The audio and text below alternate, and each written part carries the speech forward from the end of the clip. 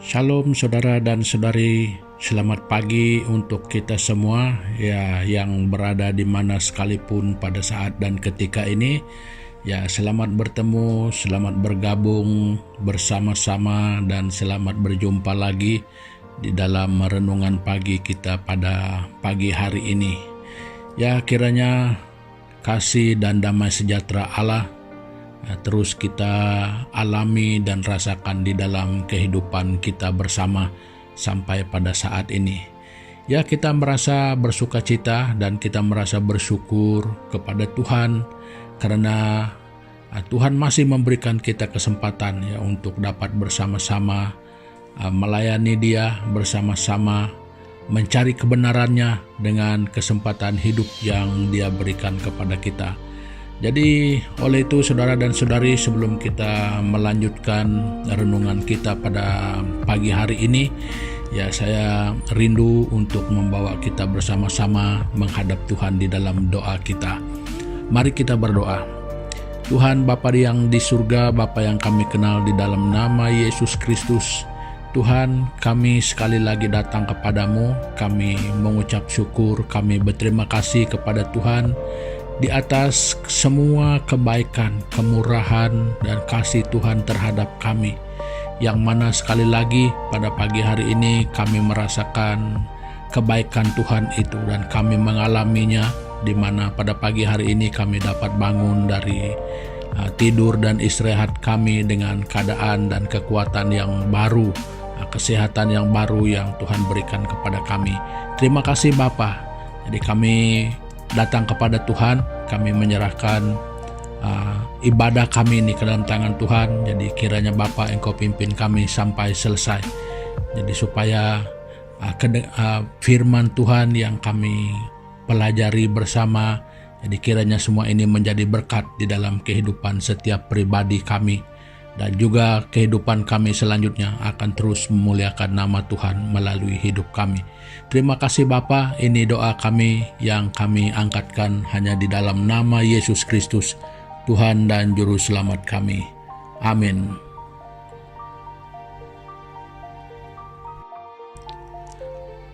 Nah, saudara dan saudari, pada pagi hari ini saya ingin berkongsi bersama-sama dengan kita, yaitu tentang satu prinsip kerukunan hidup ya.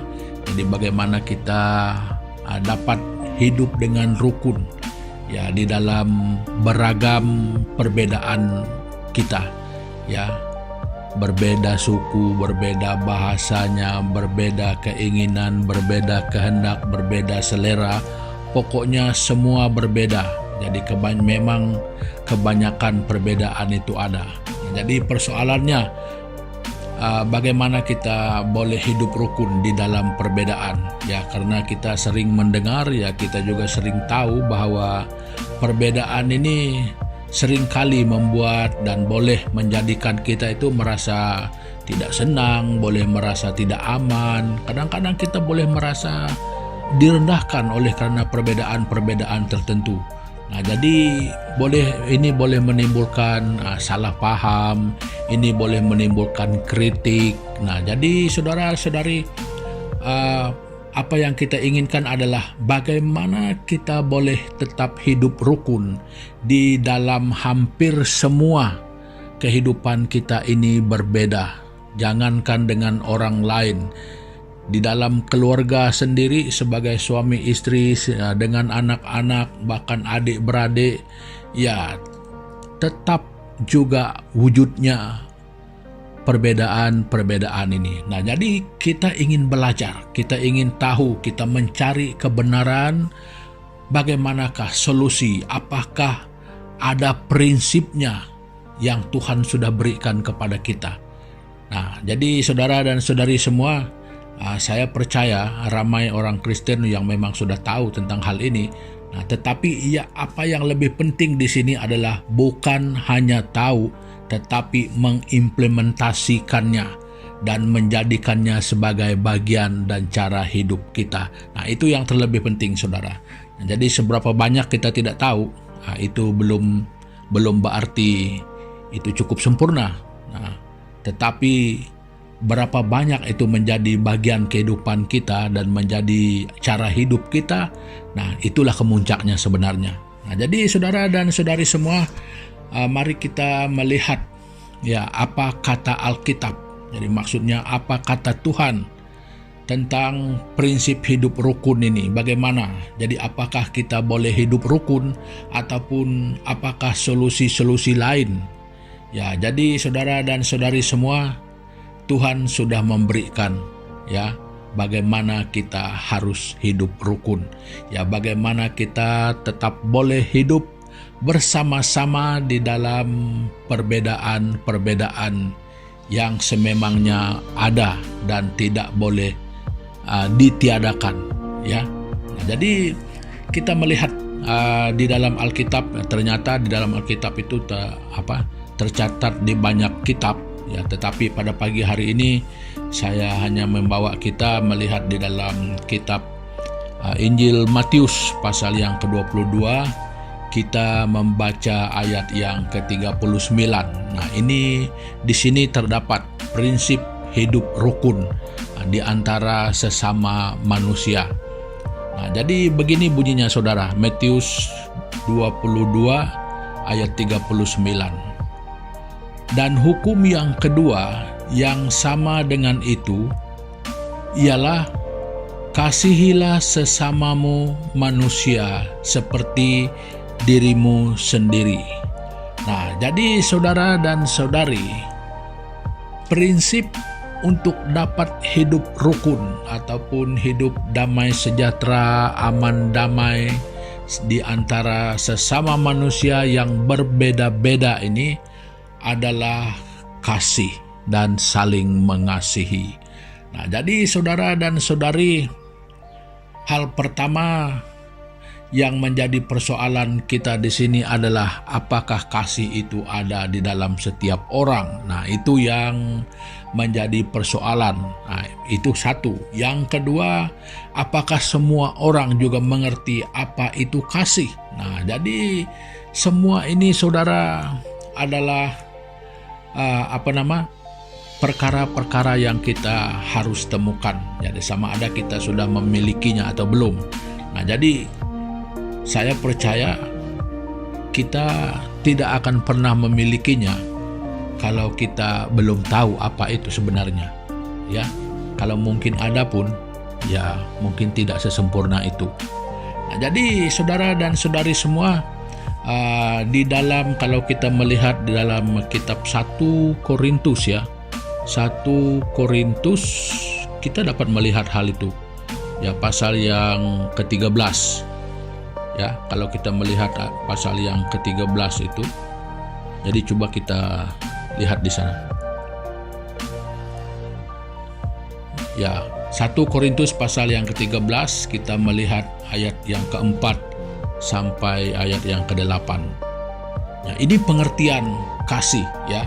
Mungkin kita tertanya-tanya apa sebenarnya kasih? Karena prinsip itu dia mengatakan kasihilah sesamamu manusia. Nah, jadi apa sebenarnya kasih? Sehingga kita diperintahkan, sehingga kita diberitahu untuk saling mengasihi. Nah, jadi saudara dan saudari, mari kita membaca 1 Korintus pasal yang ke-13, kita membaca ayat 4 sampai yang ke-8. Jadi begini bunyinya. Kasih itu sabar, kasih itu murah hati, ia tidak cemburu, ia tidak memegahkan diri dan tidak sombong.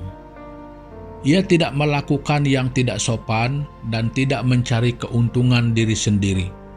Ia tidak pemarah dan tidak menyimpan kesalahan orang lain. Ia tidak bersukacita karena ketidakadilan, tetapi ia bersukacita karena kebenaran. Ia menutup segala sesuatu, percaya segala sesuatu, mengharapkan segala sesuatu, sabar menanggung segala sesuatu. Kasih tidak berkesudahan, nubuat akan berakhir, bahasa roh akan berhenti, pengetahuan akan lenyap. Nah, jadi saudara-saudari, kalau kita mau memperincikan kasih ini, sebenarnya ini cukup luas. Tetapi kebanyakannya kita memang boleh paham sebenarnya apa yang dikategorikan sebagai kasih. Nah, jadi saudara dan saudari semua, saya tidak akan membahas hal itu dengan terperinci satu persatu pada pagi hari ini ya, karena kalau diperincikan ini cukup panjang ya. Nah, jadi saudara dan saudari semua, inilah sebenarnya kriteria yang disebutkan sebagai inti daripada kasih itu.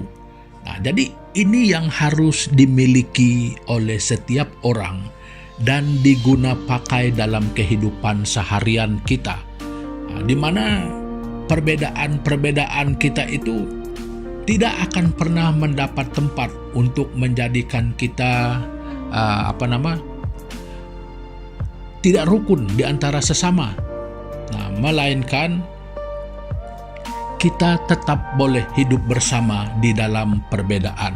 Kita tetap boleh hidup damai di dalam perbedaan kita. Nah, jadi saudara dan saudari semua, berdasarkan intipati daripada kasih itu sendiri, satu perkara adalah yang sangat pasti, kita itu tidak pernah membesar-besarkan perbedaan-perbedaan. Ya, kita itu tidak pernah membesar-besarkan masalah. Jadi kita itu tidak pernah mau membangkit-bangkitkan hal-hal yang sememangnya kita tahu bahwa itu adalah membawa perkara buruk, mengakibatkan sesuatu yang tidak baik. Nah, jadi kalau itu hakikatnya kasih, jadi yang menjadi bahan renungan kita di sini adalah, kalau begitu baik, kalau begitu sempurna untuk memiliki kasih, kenapa kita semua seolah-olah tidak mau memilikinya? Ya, kita kadang-kadang memilih yang membenarkan diri, tetapi menghakimi orang lain. Nah, jadi saudara dan saudari semua, untuk membaca, untuk melihat hal ini, seolah-olah seperti satu perkara yang mudah. Ya, tetapi satu kerja yang paling berat adalah mengimplementasikannya di dalam kehidupan kita, mengaplikasikannya di dalam kehidupan harian. Ya, sama ada di dalam keluarga kita, sama ada di dalam masyarakat, sama ada bagaimana sekalipun hubungan manusia itu. Yang menjadi persoalan adalah di manakah tempat tinggalnya, tempat duduknya kasih itu di dalam setiap hubungan kita. Nah, jadi saudara dan saudari semua, alangkah baiknya hidup yang penuh dengan kasih itu. Nah, jadi kalau kita melihat perbandingan yang disampaikan ya sebelum ayat 4 itu, ayat 1 sampai ayat 3, di sana diberi satu gambaran bagaimana kehidupan yang tanpa kasih itu. Jadi berdasarkan ayat 1 sampai 3 itu kita dapat melihat bagaimana buruknya kehidupan itu kalau tanpa kasih. Ya, jadi untuk sebagai penutup saya ingin membacakan itu 1 Korintus 3:13 tadi itu, ayat yang 1 sampai yang ketiga. Kan tadi kita membaca ayat keempat sampai ke-8, dan saya mau membaca ini sebagai penutupan ya, sebelum kita mengakhiri pertemuan kita dengan doa. Sekalipun aku dapat berkata-kata dengan semua bahasa manusia dan bahasa malaikat, tetapi jika aku tidak mempunyai kasih, aku sama dengan gong yang berkumandang dan canang yang gemerincing. Sekalipun aku mempunyai karunia untuk bernubuat, dan aku mengetahui segala rahasia dan memiliki seluruh pengetahuan, dan sekalipun aku memiliki iman yang sempurna untuk memindahkan gunung, tetapi jika aku tidak mempunyai kasih, aku sama sekali tidak berguna. Dan sekalipun aku membagi-bagikan segala sesuatu yang ada padaku, bahkan menyerahkan tubuhku untuk dibakar, tetapi jika aku tidak mempunyai kasih, sedikit pun tidak ada faedahnya bagiku. Nah, saudara dan saudari semua, demikianlah gambaran bagaimana pentingnya kasih itu dan bagaimana sebenarnya hebat kasih itu. Kalau saja punya iman yang bisa memindahkan gunung itu tetap kecil daripada kuasa kasih, kalau saja mengetahui bahasa malaikat sekalipun tidak punya arti kalau tidak mempunyai kasih, saudara dan saudari semua, betapa besarnya kuasa kasih itu sebenarnya.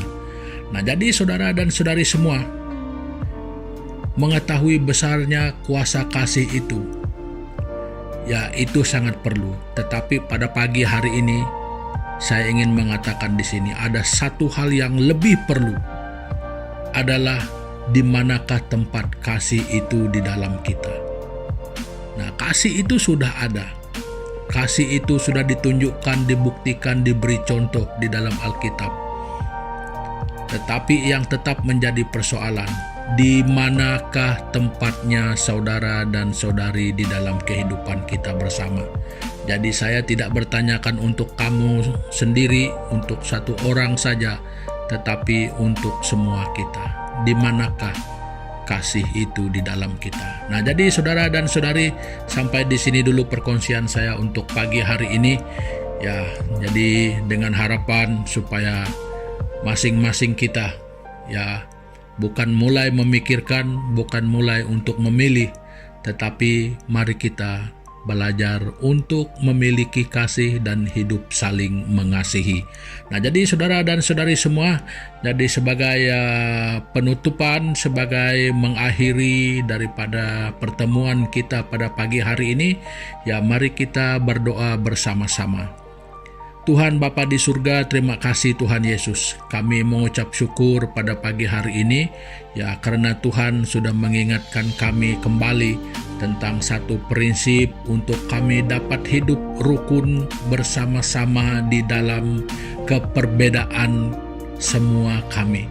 Baik di dalam kehendak kami, di dalam apa sekalipun banyak hal yang sangat berbeda tentang kami. Namun firman Tuhan mengingatkan kami pada pagi hari ini, di dalam apapun perbedaan kami, Tuhan meletakkan kasih itu adalah sebagai satu prinsip, sebagai dasar untuk kami tetap hidup rukun, damai, sejahtera. Kiranya kami dapat saling mengasihi di antara satu sama lain. Jadi Tuhan, terima kasih untuk kebenaran firman ini. Dan yang terlebih yang kami mau Tuhan, supaya mengajarkan kami meletakkan kasih ini di dalam diri kami. Tolong kami supaya dapat merendahkan diri kami, supaya kami dapat memiliki kasih ini, supaya kami dapat mengalami hidup rukun, damai di antara sesama kami. Jadi terima kasih Tuhan di atas kebenaran firman-Mu. Dan kami berdoa untuk kehidupan kami di sepanjang hari ini.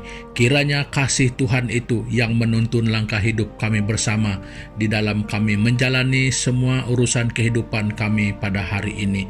Terima kasih Tuhan Yesus, terima kasih Roh Kudus. Kami berdoa dan mengucap syukur di dalam nama Yesus Kristus, Tuhan dan Juru Selamat kami. Amin. Nah, saudara dan saudari, pertemuan kita untuk pagi hari ini sampai di sini dulu, dan kita akan berjumpa lagi di masa-masa dan kesempatan yang mendatang ini. Selamat beraktivitas. Tuhan Yesus memberkati kita semua. Haleluya.